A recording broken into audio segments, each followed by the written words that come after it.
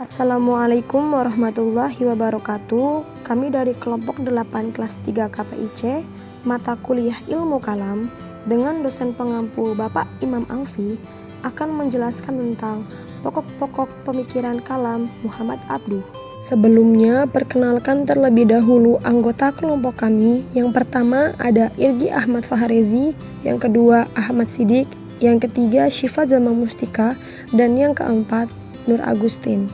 Memasuki pembahasan yang pertama, yaitu riwayat singkat Muhammad Abduh. Muhammad Abduh lahir di Mahalatnas, Mesir pada tahun 1849 dan wafat pada 1905.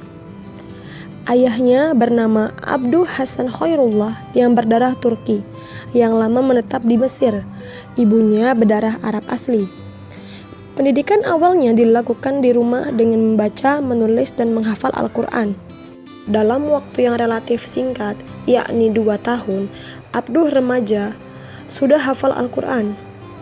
Pada tahun 1862, ketika itu ia berusia 14 tahun, ia dikirim ke Tanta untuk belajar agama. 2 tahun kemudian, ia merasa tidak mengerti apa-apa karena di sana menggunakan metode menghafal.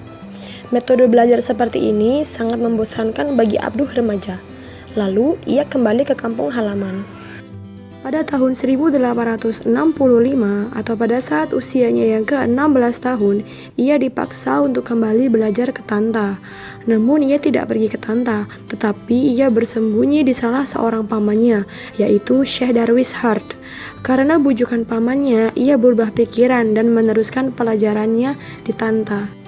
Dari tahun 1869 sampai 1877, ia belajar di Al-Azhar dan ia mendapatkan predikat alim. Di sana, ia bertemu dengan Jamaluddin Al-Afghani dan menjadi muridnya yang paling setia. Pada tahun 1879, Abduh dibuang keluar kota Kairo karena dituduh turut berperan dalam mengadakan gerakan Khadawi Taufik. Hanya setahun dibuang, pada tahun 1880, ia boleh kembali dan kemudian diangkat menjadi redaktur surat kabar resmi pemerintah Mesir. Di akhir tahun 1882, ia lagi-lagi dibuang, tapi kali ini dibuang ke luar negeri dan ia memutuskan pergi ke Beirut. Baru setahun di Beirut, ia diundang oleh Jamaluddin Al-Afghani untuk datang ke Paris guna membentuk gerakan Al-Urwah Al-Wasqa. Dari gerakan ini kemudian lahirlah majalah yang terkenal, yaitu Al-Uswah Al-Wusqa. Sesudah itu kemudian ia kembali ke Beirut pada tahun 1885. Di kota ini ia pusatkan perhatiannya pada ilmu dan pendidikan. Ia mengajar di Madrasah Sultaniyah. Hal tersebut menjadi dasar dari bukunya yang sangat terkenal, yaitu Risalah at-Tauhid. Sekembalinya dari pembuangan, di akhir tahun 1888, ia mulai berkarir sebagai hakim pengadilan negeri dan kemudian menjadi penasehat Mahkamah Tinggi. Di sela-sela kesibukannya sebagai hakim, ia berusaha memperbaiki pendidikan Al-Azhar. Ia ingin membawa ilmu-ilmu modern yang sedang berkembang di Eropa ke Al-Azhar. Usahanya tidak berjalan mulus, bahkan usahanya kandas. Banyak tentangan dari para ulama yang berpegang pada tradisi lama. Pada tahun 1899, ia diangkat menjadi mufti Mesir. Di tahun yang sama, ia juga diangkat menjadi anggota Majelis Syura. Pembahasan yang selanjutnya yaitu pemikiran kalam Muhammad Abduh. Yang pertama, kedudukan akal dan fungsi wahyu. Muhammad Abduh berpendapat bahwa jalan yang dipakai untuk mengetahui Tuhan bukanlah melalui wahyu saja, tetapi dengan akal. Dengan kekuatan akal yang ada dalam diri manusia, manusia berusaha mengetahui tentang adanya Allah. Pengetahuan yang sudah diperoleh oleh akal itu kemudian diperkuat dengan turunnya wahyu kepada umat manusia melalui perantara utusan Allah, yakni para nabi dan rasul. Sementara itu, fungsi wahyu menurut Muhammad Abduh adalah meliputi memberi keyakinan kepada manusia bahwa jiwa akan terus hidup setelah tubuh jasmani hancur, menolong akal untuk mengetahui keadaan hidup manusia di akhirat dan memberi tuntunan cara bersyukur dengan tata cara beribadah. Yang selanjutnya yaitu mengikis sikap jumud dan khurafat. Menurut Muhammad Abduh, penyebab kemunduran umat Islam pada akhir abad pertengahan adalah sikap jumud. Dalam sikap ini mengandung arti sikap membeku, statis, dan berpegang teguh pada adat. Karena dipengaruhi sikap jumud, umat Islam tidak mau menerima perubahan. Timbulnya sikap jumud berawal dari tradisi orang-orang non-Islam yang kemudian masuk Islam dengan tetap membawa adat istiadat dan paham-paham animistis.